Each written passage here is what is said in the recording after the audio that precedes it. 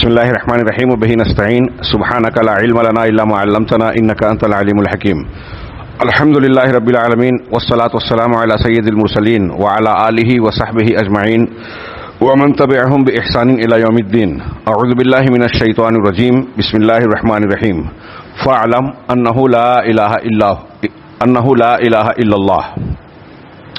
محترم حاضرین، شیخ عبدالرزاق کی کتابچہ جو میرے ہاتھ میں ہے، اس کا معنی ہی ہے، اس کا نام ہی ہے کلمۃ التوحید لا الہ الا اللہ، فضائلها و مدلولها و شروطها و نواقضها، یعنی کلمہ توحید لا الہ الا اللہ کے فضائل، اس کا مدلول یعنی معنی، اس کے شرطیں اور اس کے نواقض یعنی اس کو توڑ دینے والی چیزیں،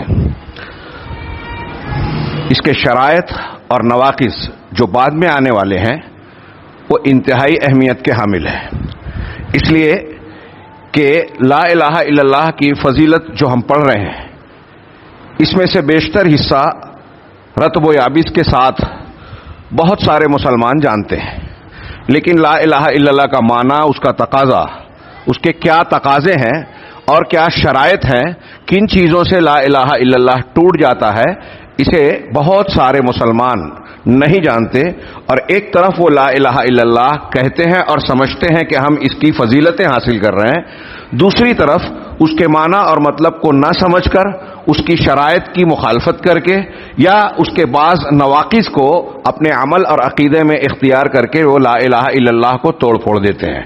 لہذا میں گزارش کروں گا کہ یہ جو ہماری بحث ہے، جیسا کہ آپ فضائل کے حوالے سے جان رہے ہیں اور جانیں گے کہ یہ کلمہ کوئی معمولی کلمہ نہیں ہے، دنیا کا سب سے جلیل القدر، سب سے عظیم الشان کلمہ۔ شیخ کہتے ہیں آگے کہ پیچھے کے صفحات میں، پچھلے جو 2 درس ہمارے گزر چکے ہیں 2 مہینوں میں، اس میں بھی ہم نے پڑھا، اور یہ شیخ کہہ رہے ہیں کہ لا الہ الا اللہ سے متعلق قرآن کریم میں جو فضائل اور اس کی اہمیت و افادیت کا ذکر ہے، ہم نے اس میں سے کچھ کا تذکرہ کیا۔ یہ وہ عظیم الشان کلمہ ہے، شیخ نے کہا، پچھلے درس میں بھی میں نے یہ باتیں کہی تھی، آپ کا ذہن اس سے جڑ جائے اس لیے تھوڑا سا دہرا رہا ہوں کہ یہ وہ کلمہ ہے جس کی وجہ سے اللہ نے آسمانوں اور زمین کو پیدا کیا، جس کی بنیاد پر، جس کی وجہ سے مخلوقات کو پیدا کیا گیا، اور اسی کے ساتھ اسی کی تعلیم، بنیادی تعلیم یہی دے کر تمام رسولوں کو بھیجا گیا، کتابوں کو نازل کیا گیا، اور شریعتوں کو اللہ تبارک و تعالیٰ نے جو ہے شریعتوں کو بنا کر قانون کی حیثیت سے دنیا میں نافذ کیا، لوگوں تک پہنچایا، اور اسی کی بنیاد پر موازین، قیامت کے دن میزان عمل منعقد ہوگا، اور دواوین یعنی جو نامہ اعمال اور تحریر شدہ چیزیں لکھی جاتی ہیں اسی کے لیے تیار کی گئی ہیں، اسی سے جنت اور جہنم کے معاملات طے ہوں گے۔ لا الہ الا اللہ کہنے والا جنت میں جائے گا، پہلے جائے بعد میں جائے گا، اور لا الہ الا اللہ کو نہ ماننے والا جہنم میں جائے گا۔ ہاں، اسی کی وجہ سے دنیا کے سارے لوگوں میں، انسانوں میں 2 گروہ ہیں، مومنین کا اور کفار کا۔ جو لا الہ الا اللہ کا ماننے والا ہے وہ مومن، جو نہیں مانتا وہ کافر۔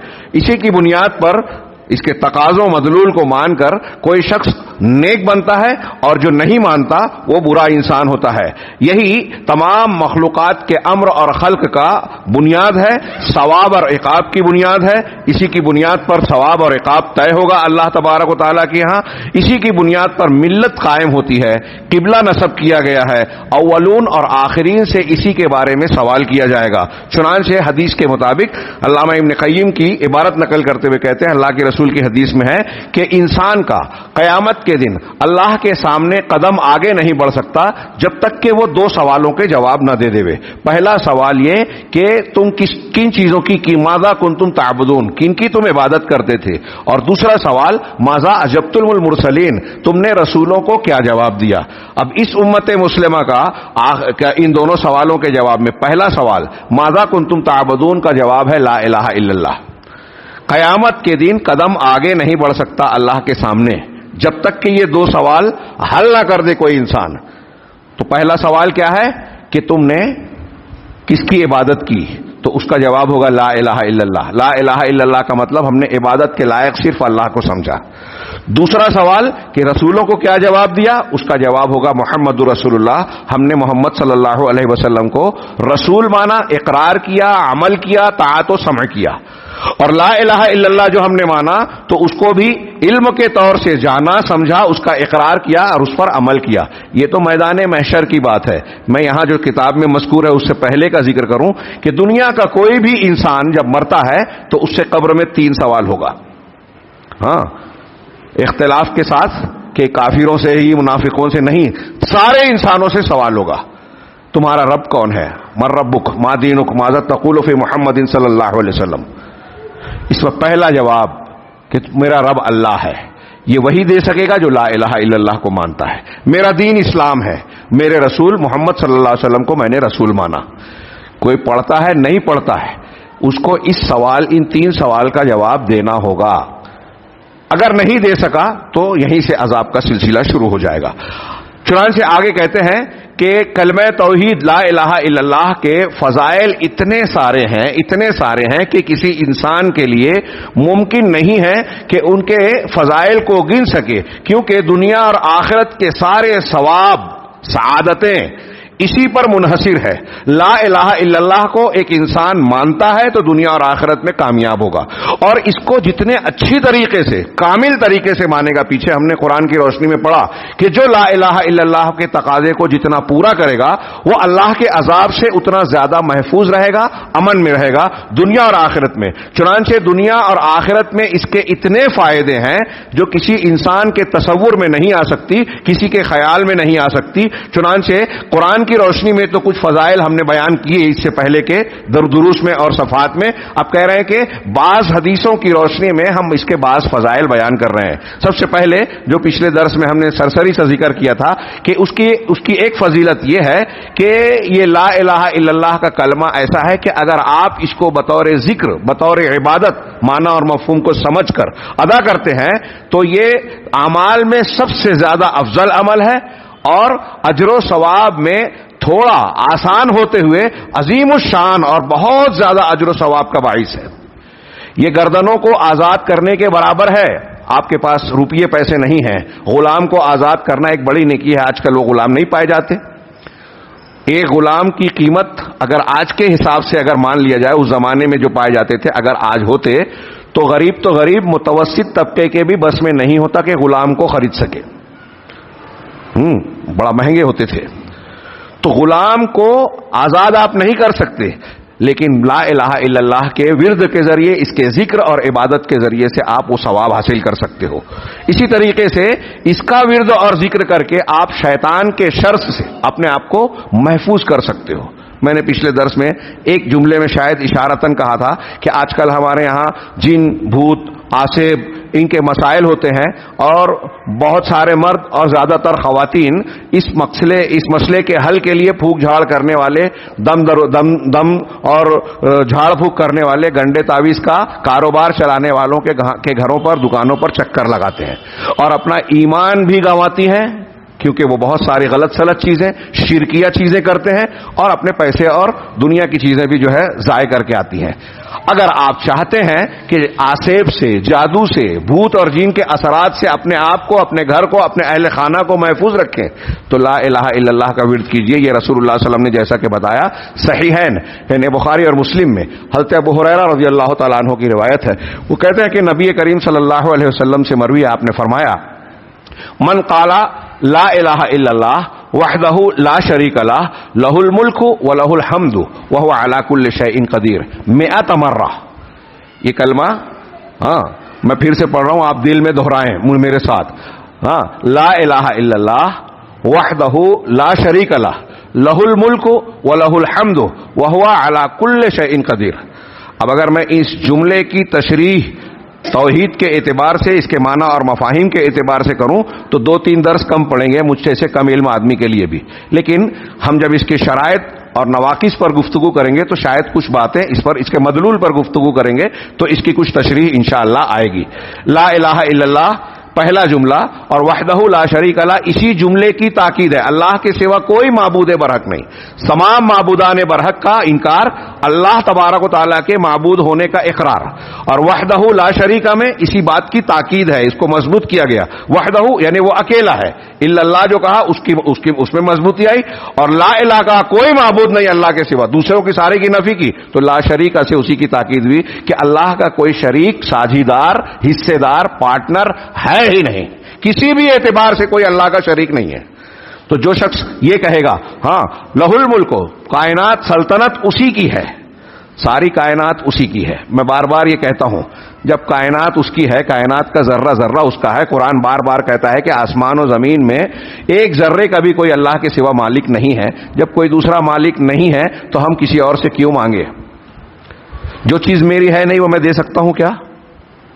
دے سکتا ہوں؟ جو چیز میری نہیں ہے میں نہیں دے سکتا۔ اللہ کہہ رہا ہے کہ آسمان زمین میں اللہ کے سوا کوئی ذرہ برابر چیز کا بھی مالک نہیں ہے، اور یہاں بھی کلمے میں کہا لہ الملک، اسی کی کائنات ہے، سلطنت ہے، ملک اسی کا ہے، وَلَهُ الْحَمْدُ، اور حمد اور تعریف بھی صرف اسی کے لائق اور زیبا ہے، وہی اس کا مستحق اور حقدار ہے۔ تعریف کا حقدار صرف اللہ ہے، کیا مطلب؟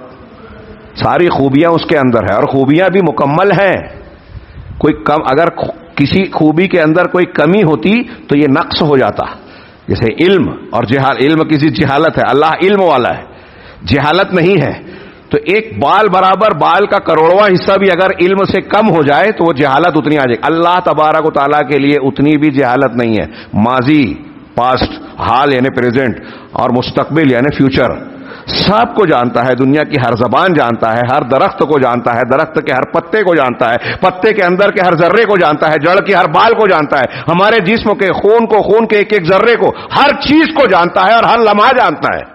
ایسا نہیں کہ ابھی جان رہا ہے تو بعد میں بھول گیا، ایک چیز کو جان رہا ہے تو دوسری چیز نکل گئی، جیسے کہ ہمارے ساتھ ہوتا ہے۔ تو اللہ، یہ علم کا ایک معاملہ میں نے ہلکا سا ذکر کیا، ہر خوبی میں اللہ مکمل ہے، اسی لیے اس کے لیے تمام تعریف ہے، لہ الحمد، الحمدللہ رب العالمین ہم کہتے ہیں، اسی کے لیے حمد ہے، وہو علی کل شیء قدیر، اور وہ ہر چیز پر قدرت رکھتا ہے، کوئی چیز اللہ تعالیٰ کے دائرہ قدرت سے باہر ہے ہی نہیں، اللہ تعالیٰ کسی چیز سے عاجز ہے ہی نہیں، اگر عاجز ہوتا کسی کام سے تو یہ قوت میں کمی آ جاتی، اور اللہ ہر چیز پر قادر ہے۔ تو سلطنت اس کی ہے، سارا اختیار کائنات کا نظام وہی چلا رہا ہے، تعریف کے لائق وہی ہے، یعنی ساری خوبیاں اس کے اندر ہے، ہر چیز پر وہ قدرت۔ یہ کلمات جو کہے گا 100 مرتبہ، ہاں فی یومن مئۃ مرہ، ایک دن میں 100 مرتبہ جو یہ کلمات کہے گا، کوئی زیادہ ٹائم نہیں لگے گا اگر آپ 100 مرتبہ کہتے ہیں، ہاں تو کیا فائدہ ملے گا؟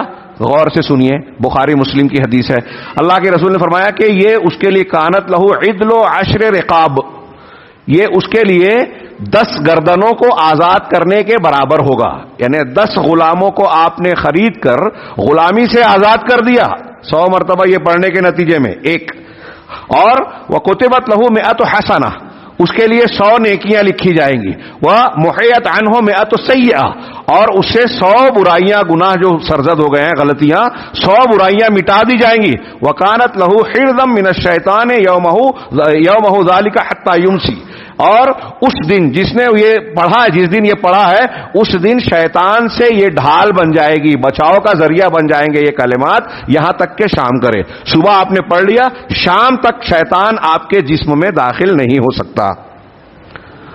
جب آپ جن بھوت شیطان، جادو میں بھی شیطانی اثر اور تاثیر ہی ہوتی ہے، یہ پڑھ لیا، شیطان آپ کے جسم میں داخل نہیں ہوا تو جادو کا اثر، آصف کا اثر آپ کو نہیں ہوگا، آپ اس کے بہت سارے شرور سے محفوظ رہ جائیں گے۔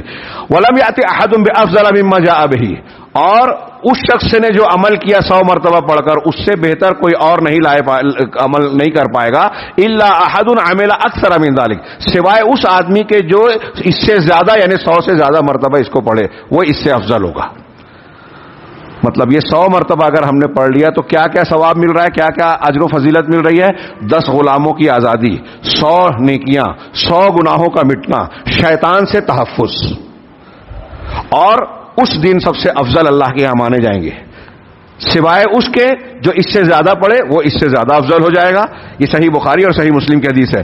اور بخاری مسلم میں ہی حضرت ابو ایوب انصاری رضی اللہ تعالیٰ عنہ کی حدیث ہے کہ وہ کہتے ہیں کہ من قالها، جو اس کو یعنی لا الہ الا اللہ وحدہ لا شریک لہ لہ الملک و لہ الحمد وہو علی کل شیء قدیر، اس کو ان کلمات کو 10 مرتبہ پڑھے گا. اگر آپ کو موقع نہیں مل رہا ہے 100 مرتبہ پڑھنے کا تو 10 مرتبہ بھی اگر آپ نے پڑھا 3-4 منٹ لگے گا 10 مرتبہ پڑھنے میں. 10 مرتبہ پڑھا تو یہ ایسا ہوگا جیسے اس نے اسماعیل علیہ السلام کی اولاد میں سے 4 غلاموں کو آزاد کیا. حضرت اسماعیل کی اولاد مطلب جن کو آزاد کر رہا ہے وہ غلام بھی فضیلت والی نسل سے. ہاں، بنی اسماعیل کے 10 لوگوں کو آزاد کیا، یہ ایک فضیلت. ہاں، میں چاہتا تھا کہ اس پہ اور بولوں لیکن مضمون پھر ادھورا رہ جائے گا. آج فضائل کے مضمون کو میں پورا کرنا چاہتا ہوں تاکہ اگلے درس میں ہم شروع لا الہ الا اللہ پڑھ سکیں. اس کی ایک فضیلت یہ ہے کہ یہ لا الہ الا اللہ کا کلمہ انبیاء کرام علیہم الصلوۃ والسلام نے جو کلمات اوراد بیان کیے ہیں، انبیاء کرام نے جو کلمات پڑھے ہیں ان کلمات میں، ان اوراد میں سب سے زیادہ فضیلت والا ہے. میں اکثر ایک بات کہتا ہوں طلبہ کو پڑھاتے ہوئے کہ دنیا کے معاملات میں آپ دیکھتے ہیں کہ جو چیزیں قیمتی ہوتی ہیں، جن کی قیمت زیادہ ہو بہت کم ملتی ہے، اور اگر کسی کے پاس ہوتی ہے تو وہ چھپا کر رکھتا ہے. کسی کے پاس قیمتی ہیرا ہو تو چھپا کے رکھے گا، یا اور کوئی چیز چھپا کے. جو کمیاب ہو وہ قیمتی ہوتی ہے. بعض لوگ جو ہے دینی امور میں بھی ایسا ہی سمجھتے ہیں، یہ غلط فہمی کا شکار ہوتے ہیں کہ ایک عمل، ایک عبادت، ایک چیز جو سب جانتے ہیں تو لوگ سمجھتے ہیں اس کی اہمیت نہیں ہے. تو ہم کچھ ایسی چیز ڈھونڈیں جو لوگ نہیں جانتے، لوگوں کے علم میں نہیں ہے. ہاں، تو عبادات اور اوراد اور وظائف کے سلسلے میں میں یہ بات کہنا چاہتا ہوں کہ اللہ کے تعالیٰ نے اور رسول اللہ صلی اللہ علیہ وسلم نے اس کے بالکل دنیاوی مادی چیزوں کے بالکل برخلاف معاملہ رکھا ہے کہ جو جتنی زیادہ اہمیت کی چیز ہے، جو جتنی زیادہ فضیلت کی چیز ہے، اس کو اتنا زیادہ واضح کر کے بیان کیا ہے. اب لا الہ الا اللہ، ابھی بہت سارے لوگوں نے اعلان سنا، یا آپ لوگ یہاں موجود ہیں، جمعہ میں جو لوگ موجود تھے ان کو ایسا لگتا ہے سننے کے بعد ارے یہ تو ہم جانتے ہیں، اس کی فضیلت کیا سنیں گے، اس کی فضیلت جانتے ہیں. نہیں جانتے. ہاں، میں نے پتہ نہیں یہ روایت پیش کی نہیں کی، آگے شاید آئے. حضرت موسیٰ علیہ السلام نے اللہ تبارک و تعالیٰ سے کہا، ایک ابن حبان وغیرہ کی مقبول روایت ہے، ہاں، کہ اللہ مجھ کو کوئی ورد بتا میں تیرا ذکر کروں. تو اللہ نے کہا کہ لا الہ الا اللہ کہا کر. رسول اللہ صلی اللہ علیہ وسلم نے بیان کیا یہ. تو حضرت موسیٰ نے کہا کہ تیرے سارے بندے یہ کہتے ہیں، سارے بندے یہ کلمہ کہتے ہیں لا الہ الا اللہ. مطلب حضرت موسیٰ کچھ اسپیشل چاہتے تھے، جیسے میں بتا رہا ہوں نا کہ جو چیزیں عام ہوتی ہے تو ہم لوگوں کی نظر میں اس کی قیمت کم ہوتی ہے، ہم کچھ اسپیشل ڈھونڈتے ہیں اور رازدارانہ بتاتے ہیں، ارے فلاں مولوی صاحب نے، فلاں پیر صاحب نے، فلاں بزرگ نے خواب میں دیکھا تھا، ان کو ایسا معلوم ہوا تھا، انہوں نے اپنے تجربے کے بعد مجھ کو یہ والا ورد بتایا ہے، بہت خفیہ اور خاص. تو آدمی سمجھتا ہے کہ یہ جو ہے بزرگ صاحب نے بتایا ہے اس لیے زیادہ اہمیت کے حامل ہے. سب سے پہلی چیز یہ بات دماغ میں بٹھا کے رکھیے کہ اللہ کے رسول صلی اللہ علیہ وسلم نے جو نسخے بتائے نا اس سے زیادہ بہتر دنیا میں کوئی پیش نہیں کر سکتا. کوئی کتنا بڑا بھی بزرگ ہو، ہوا میں اڑے، پانی پہ چلے، آگ میں کھیلے، کرامت کھیلے، نبی صلی اللہ علیہ وسلم کی بتائی ہوئی چیز اور تعلیم سے بہتر اس کی تعلیم ہو ہی نہیں سکتی. آپ اللہ کے نبی صلی اللہ علیہ وسلم کی بتائی ہوئی کسی چیز پر عمل کر رہے ہیں تو اس کی اپنی برکت اور اس کی فضیلت، اہمیت تو ہے ہی. آپ اس پر عمل کر کے رسول اللہ صلی اللہ علیہ وسلم کی اتباع کر رہے ہیں، یہ بذات خود ایک نیکی ہے. کسی بزرگ کے تجربے پر آپ عمل کر رہے ہیں یہ نیکی نہیں ملے گی.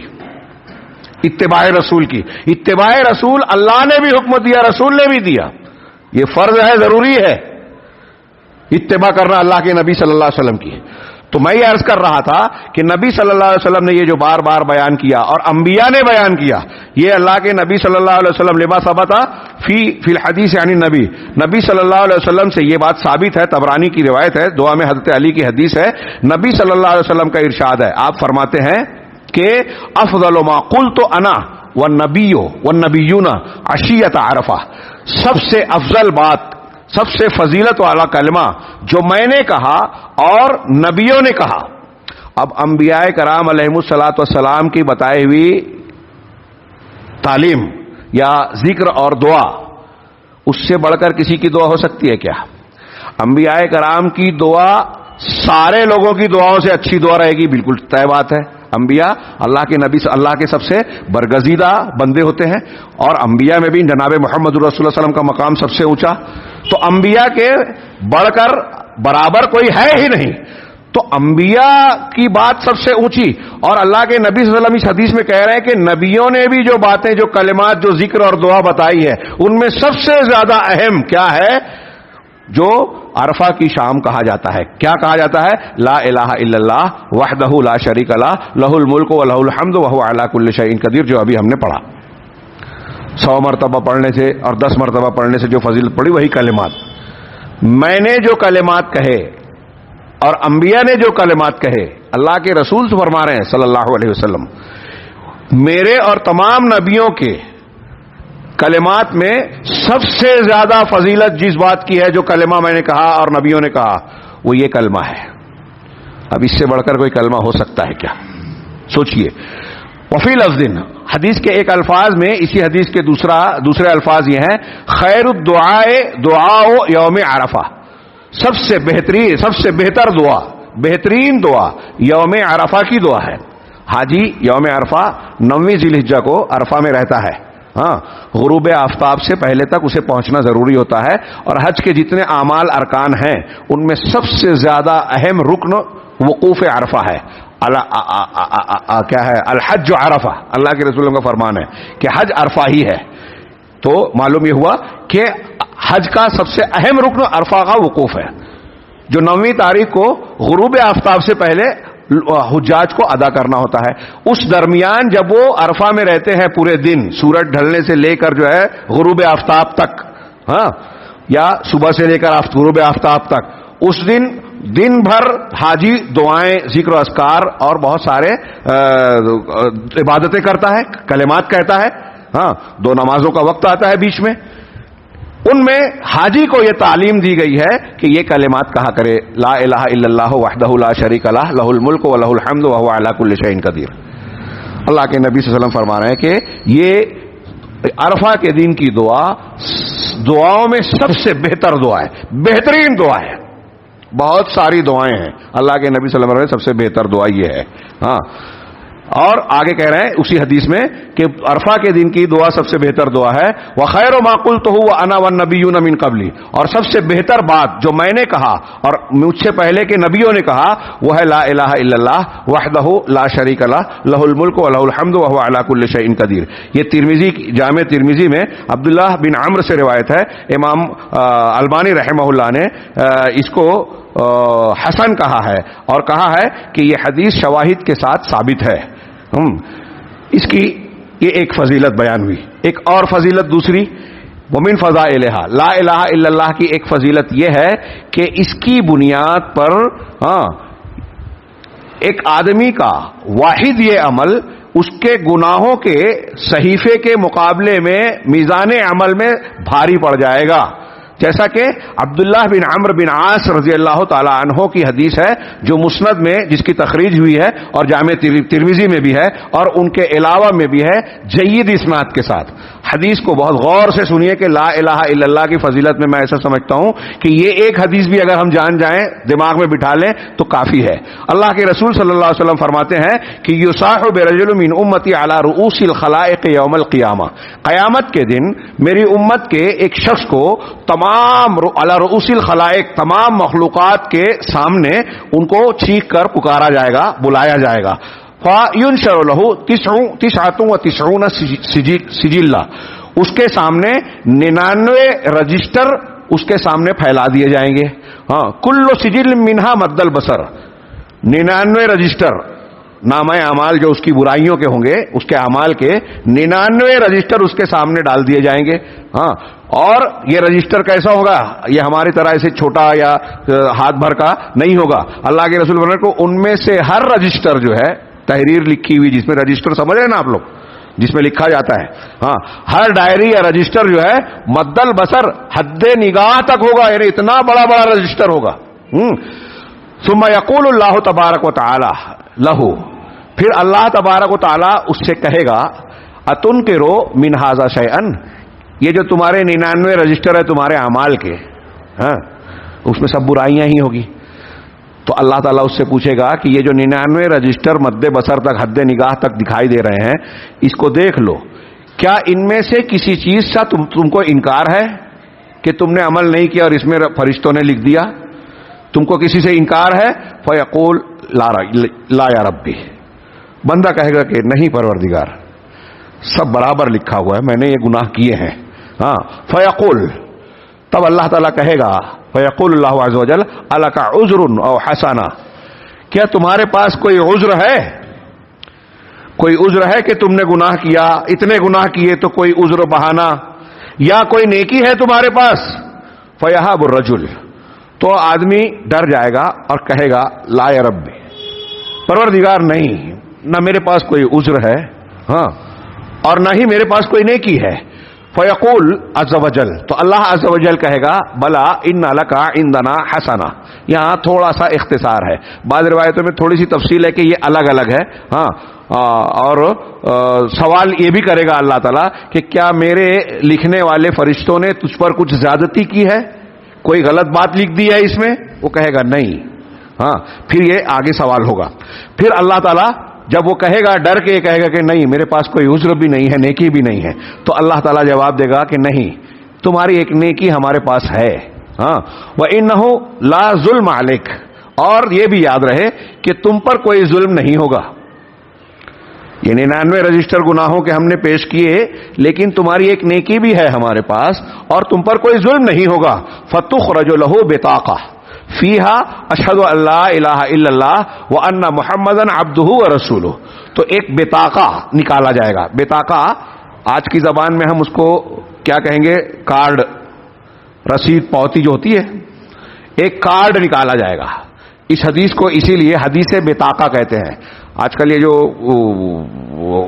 کارڈ ہوتا ہے نا، فلاں کارڈ، ڈھما کارڈ، تو اس کو عرب لوگ بطاقہ ہی کہتے ہیں. ہاں تو ایک بطاقہ نکالا جائے گا، پرچی، اردو زبان میں ہم کہیں پرچی. ایک پرچی نکالی جائے گی. اس پرچی میں کیا ہوگا؟ اللہ کے رسول نے فرمایا کہ اس بطاقہ میں لکھا ہوگا اشہد ان لا الہ الا اللہ وان محمدن عبدہ ورسولہ، میں گواہی دیتا ہوں کہ اللہ کے سوا کوئی معبود برحق نہیں، لا الہ الا اللہ کی گواہی، اور محمد اللہ کے رسول اور اس کے بندے ہیں. یہ دو گواہیاں ہوگی، یہی اس کی نیکی ہوگی. تو جب وہ بطاقہ، پرچی نکال کر اللہ تعالیٰ پیش کرے گا کہ تمہاری یہ نیکی ہے، تو وہ شخص کہے گا فیقول یا رب ما هذه البطاقۃ مع هذه السجلات، پروردگار یہ پرچی ان بڑے بڑے رجسٹروں کے مقابلے میں کیا حیثیت رکھتی ہے؟ کہاں یہ اور کہاں یہ ایک پرچی ہے چھوٹی سی، اور یہ 99 رجسٹر جو میرا گناہوں سے بھرے پڑے ہیں، اس میں ایک نیکی ہے شہادتین کی. تو وہ جواب میں فیقول، اللہ عز و جل کہے گا انک لا تظلم، تجھ پر ظلم نہیں کیا جائے گا. قال، اللہ کے رسول صلی اللہ علیہ وسلم نے فرمایا فتوضع السجلات فی کفۃ، تو جتنے اس کے 99 رجسٹر جو ہوں گے برائیوں کے، وہ ترازو کے میزان عمل کے ترازو میں ایک پلڑے میں رکھے جائیں گے 99 رجسٹر. والبطاقۃ فی کفۃ، اور وہ جو پرچی ہوگی وہ دوسرے پلڑے میں رکھی جائے گی. فتاشت السجلات وثقلت البطاقہ، اور نتیجہ کیا ہوگا کہ جتنے 99 رجسٹر ہوں گے یہ ہلکے پڑ جائیں گے اور بطاقہ والی پرچی والے پلڑا جو ہے بھاری پڑ جائے گا. لا الہ الا اللہ کا پلڑا بھاری ہوگا، جھک جائے گا. غور فرمائیے، لا الہ الا اللہ محمد رسول اللہ کی گواہی کتنی وزندار ہے. 99 رجسٹر گناہوں کے، وہ بھی حد نگاہ تک ایک پلڑے میں، اور لا الہ الا اللہ محمد رسول اللہ کی گواہی ایک پلڑے میں، یہ پلڑا بھاری ہوگا. یہ لا الہ الا اللہ کے فضیلت ہے. لیکن یہاں تھوڑی سی وضاحت بہت ضروری ہے. ہم اور آپ یہاں جو بیٹھے ہوئے ہیں، کوئی یہ نہ سمجھ لے کہ ارے میں تو لا الہ الا اللہ محمد رسول اللہ کی گواہی دیتا ہوں اور ابھی اتنا گناہ کیا بھی نہیں کہ 99 رجسٹر بھرے، ابھی تو 25-30 ہی بھرا ہے، ہاں تھوڑا کر لو گناہ. نہیں، ہاں یہ غلط فہمی نہ ہو. علامہ ابن قیم نے اس حدیث کی تشریح کرتے ہوئے ایک وضاحت کی تنبیہ کی کہ دیکھو یہ غلط فہمی نہ رہے، کیونکہ بہت سارے لا الہ الا اللہ کہنے والے جہنم میں بھی جائیں گے. نبی کریم صلی اللہ علیہ وسلم کی حدیث ہے نا بخاری میں، اللہ تعالیٰ نے جہنم کی آگ پر یہ حکم دے رکھا ہے، حرام کر رکھا ہے کہ نمازیوں کے اعضائے سجدہ کو جلائیں. یعنی جو نماز پڑھنے والا آدمی نماز پڑھتا ہے اور سجدے میں جو اس کی 7 ہڈیاں ٹکتی ہیں، ہاں، پیر کی نیچے کی، گھٹنے کی 2 4، یہ 2 6 اور یہ پوری 1 7 ہڈیاں. مرد اور عورتوں کا سجدے کا طریقہ ایک ہی ہے حدیثوں کے مطابق، عورتوں کا الگ نہیں ہے حدیثوں میں، یہ بعد میں لوگوں نے ایجاد کر لیا. تو یہ 7 ہڈیاں جہاں جو سجدے میں ٹکی ہوتی ہیں، اللہ کے رسول نے فرمایا کہ یہ نمازی جب جہنم میں جائیں گے تو اللہ تعالیٰ کا آگ پر یہ حکم ہوگا کہ ایسے لوگوں کے ان 7 حصوں کو نہ جلائے. اس کا مطلب بہت سے نمازی بھی جہنم میں جائیں گے، اور جب نمازی ہے تو لا الہ الا اللہ تو پڑھتا ہی تھا نا، نماز میں بھی پڑھتا ہے، التحیات للہ میں ہے آخر میں، پھر بھی وہ گیا جہنم میں. کیوں؟ یہ ہم آگے پڑھیں گے. جیسا کہ میں نے ابھی تمہید میں کہا نا کہ بہت سے لوگ لا الہ الا اللہ کی فضیلت تو پڑھ لیتے ہیں، معنی نہیں جانتے، تقاضے نہیں مانتے، شرطیں نہیں جانتے، نواقض نہیں جانتے، اس لیے لا الہ الا اللہ کہتے بھی ہیں اور اس کو توڑتے بھی ہیں. اس کی کوئی حیثیت اللہ کے یہاں نہیں رہ جاتی. یہ بہت اہم سبق ہے جو ہم آئندہ دروس میں جانیں گے، اور میں چاہوں گا کہ اس کو ہر بچہ جانے سیکھے. اس کے بغیر کوئی مسلمان جو ہے اس سے بے نیاز ہو ہی نہیں سکتا. اللہ کے سامنے یہ بول ہی نہیں سکتا کہ مجھے معلوم نہیں تھا. یہ سیکھنا ہر مسلمان پر فرض ہے، اس کے بغیر چارہ نہیں ہے. قرآن میں نے اس سے پہلے درس میں بتایا، اللہ نے صاف صاف کہہ دیا کہ قیامت کے دن یہ عذر نہیں چلے گا کہ ہمیں معلوم نہیں تھا، ہم غافل تھے، اور یہ بھی نہیں چلے گا کہ باپ دادا کرتے تھے تو ہم بھی کر لیا.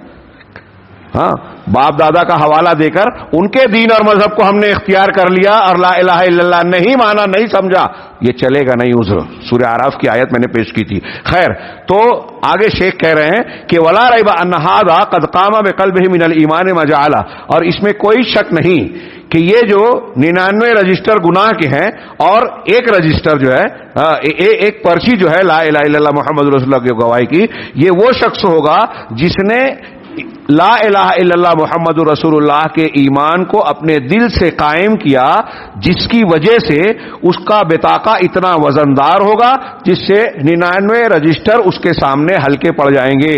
کیونکہ لوگ اعمال میں الگ الگ درجے کے ہوتے ہیں، اسی اعتبار سے جیسا کہ ان کے دل میں ایمان ہوتا ہے. دل میں جیسا ایمان ہوتا ہے اس اعتبار سے آپ کا عمل ہوتا ہے. یہاں اہل علم نے ایک بات بیان کی ہے، میں ڈر رہا ہوں کہ بات اگر تفصیل میں جاؤں تو لمبی بات ہو جائے گی. کبھی کبھی ایسا ہوتا ہے، ایک اختصار سے ایک لمبی بات کا چھوٹا سا ٹکڑا بیان کروں کہ ایک آدمی گناہ کرتا ہے، ایک توحید والا جس کے دل میں واقعی لا الہ الا اللہ ہے، اللہ کا ڈر ہے. لا الہ الا اللہ ہے تو اللہ کا ڈر ہوگا، اللہ کو معبود برحق مان رہا ہے. تو اگر اس سے گناہ ہو گیا تو اس کے دل میں لا الہ الا اللہ کے اثر سے گناہ کرنے کی بنیاد پر ایک قسم کی شرمندگی ہوتی ہے، ایک قسم کا ڈر ہوتا ہے. یہ ڈر اور شرمندگی اس کے لیے غیر محسوس نیکی کا کام کرتی ہے. تو ایک آدمی کے دل میں اللہ کا ڈر ہے، اللہ کے جناب میں شرمندگی اور حیا ہے، تو اس کا برائی کرنے کے باوجود اس کے دل کی کیفیت الگ ہوگی. اور ایک آدمی اللہ تبارک و تعالیٰ کے ڈر خوف سے عاری ہو گیا ہے، اللہ کا ڈر ہے ہی نہیں، اللہ سے شرم و حیا ہے ہی نہیں، تو وہ گناہ کرنے کے بعد جری ہوتا ہے. آپ کو ایک تجربہ ہوگا، ہم میں سے یہاں جتنے لوگ بیٹھے ہوئے ہیں اپنی زندگی میں تجربہ کرتے ہیں کہ بعض گناہ ہم نے جب پہلی مرتبہ کیا یا سچی توبہ کی رمضان المبارک میں کسی خاص موقع پر، اور اس کے بعد ہم نے پھر سے کوئی گناہ کر لیا جس سے توبہ کی تھی، تو وہ جو پہلی مرتبہ جب گناہ ہوتا ہے تو اس وقت کی جو کیفیت ہوتی ہے ہمارے دل کی، ہمارے جذبات کی، ایک قسم کی بے چینی، بوجھ کہ ہم نے غلط کیا، صحیح نہیں کیا، توبہ کرنی چاہیے، صاف کرنا چاہیے، یہ دل میں خیال جو آتا ہے یہ ایمان کی علامت ہے. اب اگر اس پر عمل کر کے بندہ توبہ کرتا ہے تو یہ اس کے لیے نور علی نور ہو جاتا ہے. لیکن آدمی اگر ایک مرتبہ گناہ کرنے کے بعد تھوڑا پچھتایا، تھوڑا شرمندہ ہوا، تھوڑے دن کے بعد وہی دوبارہ کیا، پھر 17 کیا، تو اب وہ گناہ پر جری ہوتا ہے. اللہ کے رسول صلی اللہ علیہ وسلم کی وہ حدیث یاد کیجئے کہ جب آدمی گناہ کرتا ہے تو دل پر ایک سیاہ نقطہ پڑتا ہے، توبہ کر لیا تو صاف ہو گیا، اور نہیں کیا تو وہ سیاہی بڑھتی رہتی ہے، بڑھتی رہتی ہے، بڑھتی رہتی ہے، یہاں تک کہ پورا دل سیاہ ہو جاتا ہے اور اللہ تعالیٰ اس پر مہر لگا دیتا ہے. اور پھر اللہ کے رسول صلی اللہ علیہ وسلم نے یہ بات بیان کر کے قرآن کی آیت پڑھی کلا بل ران علی قلوبہم، اللہ تعالیٰ نے ان کے دلوں پر مہر لگا دی، رین لگا دیا. ہاں تو یہ وہی اسی کی طرف اشارہ کر رہے ہیں کہ انسان کا ایمان جس قدر جیسا ہوتا ہے اس اعتبار سے وہ اعمال میں اس کے درجات کم زیادہ ہوتے ہیں. وَإِلَّا ورنہ فَكَمْ مِنْ قَائِلٍ، کہ کتنے ایسے لوگ ہیں جو لا الہ الا اللہ کہتے ہیں لیکن اس کے دل کے ایمان کی کیفیت نہ ہونے کی وجہ سے اس کو ایمان کا یہ درجہ اور یہ گناہ در گناہ ثواب نہیں مل پاتا. لا الہ الا اللہ بہت سارے لوگ کہتے ہیں لیکن ان کو یہ اجر و ثواب اور یہ درجہ نہیں ملے گا جو اس کو مل گیا، کیونکہ اس کے اندر لا الہ الا اللہ کے تقاضے اور اس کا ایمان ویسا موجود تھا جس کی بنیاد پر وہ یہ درجہ حاصل کیا. جیسا کہ صحیحین میں حضرت انس بن مالک رضی اللہ تعالیٰ عنہ کی نبی صلی اللہ علیہ وسلم کے مروی حدیث ہے. بہت غور سے سنیے گا، ایک علمی بحث ہے اور اس کو نہ سمجھ کر مسلمانوں کے کچھ فرقے خارجی وغیرہ خارجی معتزلہ گمراہ ہو گئے، لیکن میں ابھی اس عقیدے کی اس بحث میں نہیں جاؤں گا. ہاں انہوں نے کہا کہ نبی صلی اللہ علیہ وسلم نے فرمایا کہ جہنم سے وہ شخص جو لا الہ الا اللہ نے جس نے لا الہ الا اللہ کہا اور اس کے دل میں ایک جو کے دانے کے برابر بھی شعیر، وفی قلبہ وزن شعیرۃ من خیر، جو کے دانے کے برابر بھی اگر بھلائی ہے اور لا الہ الا اللہ کہنے والا ہے تو وہ جہنم سے نکالا جائے گا. یخرج من النار، جہنم سے نکلے گا.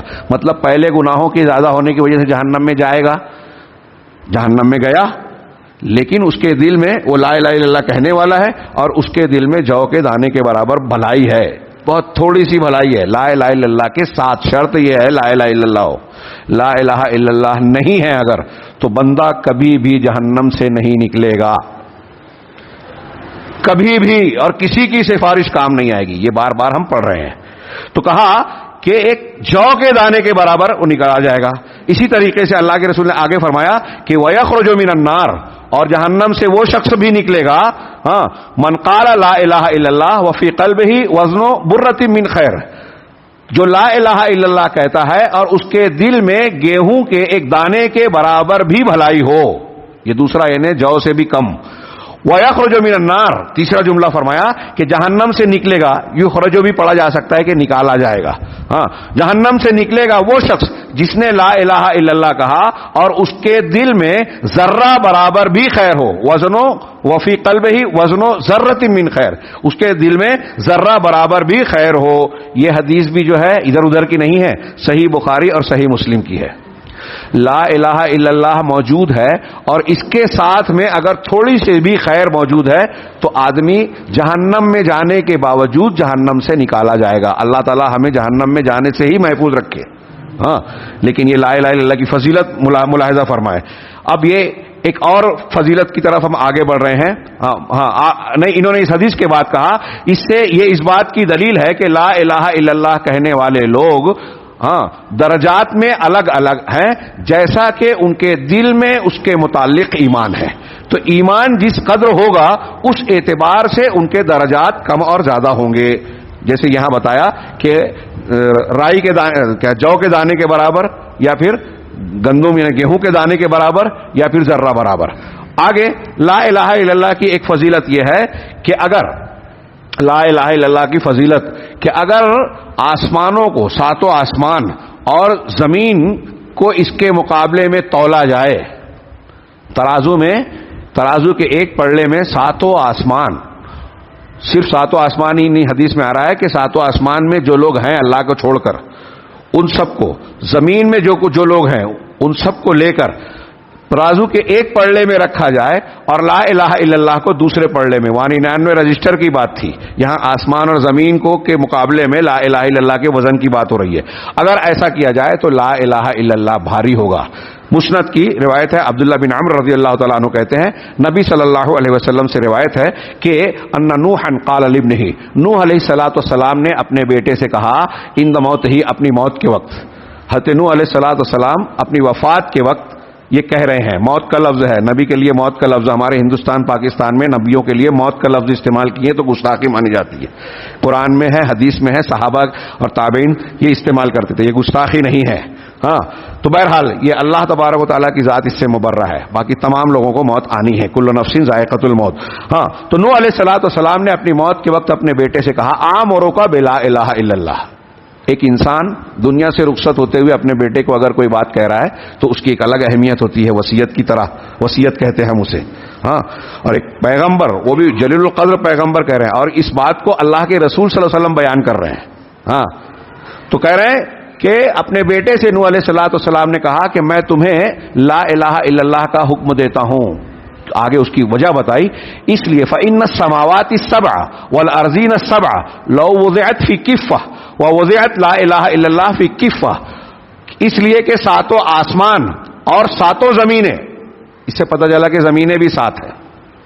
اب اس میں اختلاف ہے کہ سات زمینیں کیسے ہیں، قرآن میں بھی اس کا تذکرہ ہے نا، مثلہن سورہ طلاق میں آخر میں.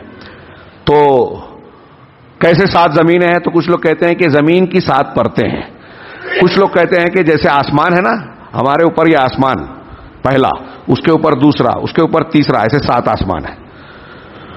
تو ہماری زمین ہے، اس زمین کے لیے آسمان ہے اوپر ہونے کی وجہ سے. سما، عربی میں آسمان کو سما کہتے ہیں، اور سما ہر وہ چیز جو اوپر ہے. تو جیسے ہمارے لیے یہ آسمان ہے ویسے آسمان کے لیے یہ زمین ہے. تو اب یہ زمین ہے پہلے آسمان کے لیے، پہلا آسمان دوسرے آسمان کے لیے زمین ہے، دوسرا آسمان تیسرے آسمان کے لیے زمین ہے، چوتھا آسمان پانچویں آسمان کے لیے زمین ہے. وہ اوپر ہے، یہ نیچے ہے، تو یہ نیچے والا زمین ہو گئی. کچھ لوگ کہتے ہیں کہ اس طریقے سے سات زمینیں بھی ہیں. بہرحال جو بھی معنی ہو، سات آسمان اور سات زمینیں اگر ترازو کے ایک پلڑے میں رکھی جائیں، وہ وضعت لا الہ الا اللہ فی کفہ، اور لا الہ الا اللہ کو ایک پلڑے میں یعنی دوسرے پلڑے میں، رجحت بہن لا الہ الا اللہ، تو لا الہ الا اللہ ان کو لے کر بھاری پڑ جائے گا، جھک جائے گا. ہاں ولو ان السماوات السبع کنہ حلقۃ مبہمہ، حضرت نوح علیہ الصلوۃ والسلام کی نصیحت چل رہی ہے اپنے بیٹے کو. اور اگر ساتوں آسمان ایک مبہم حلقے کی طرح ہوں، یعنی ایسے انگوٹھی یا حلقہ بن جائے کہ آپس میں گتھے ہوئے جڑے ہوئے ہوں، ہاں لقسمتہن لا الہ الا اللہ، تو لا الہ الا اللہ انہیں توڑ دے گا. ہاں یعنی لا الہ الا اللہ کی تاثیر اور اس کا اتنا زور ہوگا کہ اس سے یہ بکھر جائیں گے ساتوں آسمان. ہاں میں چاہتا ہوں فضائل پورے ہو جائیں، وقت اگرچہ پورا ہو گیا، کچھ 5-7 منٹ اور لوں گا انشاءاللہ. یہ لا الہ الا اللہ کی فضیلت، یہ مسند کی روایت ہے جس کو علامہ البانی رحمہ اللہ نے سلسلۃ الصحیحہ حدیث نمبر 134 میں اس کو صحیح کہا ہے. حضرت نوح علیہ الصلوۃ والسلام سے جو روایت بیان کی گئی، اللہ کے رسول نے بیان فرمائی، یہ صحیح حدیث بیان کی گئی ہے.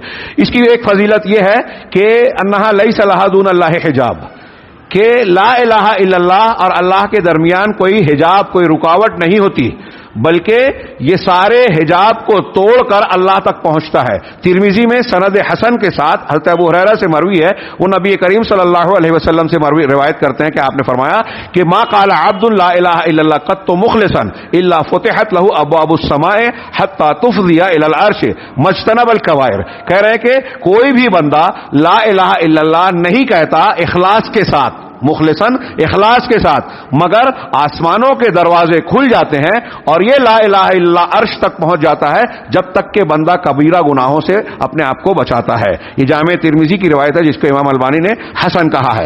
یہ ایک فضیلت میں روایتوں کو پیش کر دے رہا ہوں تشریح کے بغیر، آپ غور سے سنیے گا اور غور کیجیے گا ان روایتوں کی تفصیل پر کہ یہ کیسی عظیم الشان فضیلت ہے. اس کی ایک فضیلت یہ ہے کہ جو لا الہ الا اللہ کہے گا، یہ لا الہ الا اللہ اس کو جہنم سے بچانے کا ذریعہ بنے گا، اس کے لیے جہنم سے نجات کا ذریعہ ہوگا. چنانچہ صحیح مسلم میں ہے، نبی صلی اللہ علیہ وسلم نے ایک مؤذن کو کہتے ہوئے سنا، اشہد ان لا الہ الا اللہ، میں گواہی دیتا ہوں کہ اللہ کے سوا کوئی معبود برحق نہیں. ہم مؤذن کو ہلکا سمجھتے ہیں، اذان دینے کو چھوٹا عمل سمجھتے ہیں.